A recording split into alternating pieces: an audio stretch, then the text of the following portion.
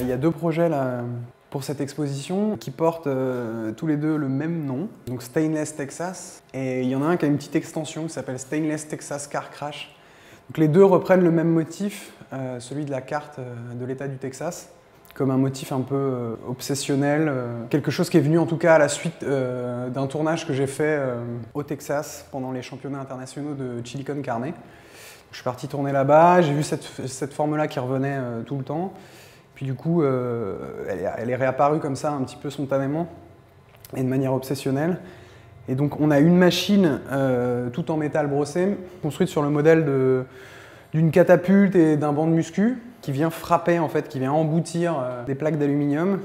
Moi, il y avait un truc autour du fracas qui me plaisait bien là-dedans, le fait aussi que cette machine-là, elle reproduise un peu mon geste, enfin en tout cas ma manière d'appréhender la sculpture. Et la deuxième pièce, c'est donc Stainless Texas Car Crash, qui fonctionne un peu sur le même principe.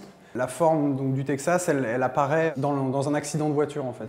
Il y a un dispositif qui est accroché à une voiture, la voiture s'emboutissant dans une autre fait apparaître la forme du Texas. Donc elle apparaît dans un espèce de chaos et dans un instant qui est très très bref et qui me plaît aussi de la même manière que ça fonctionne sur cette sculpture en métal.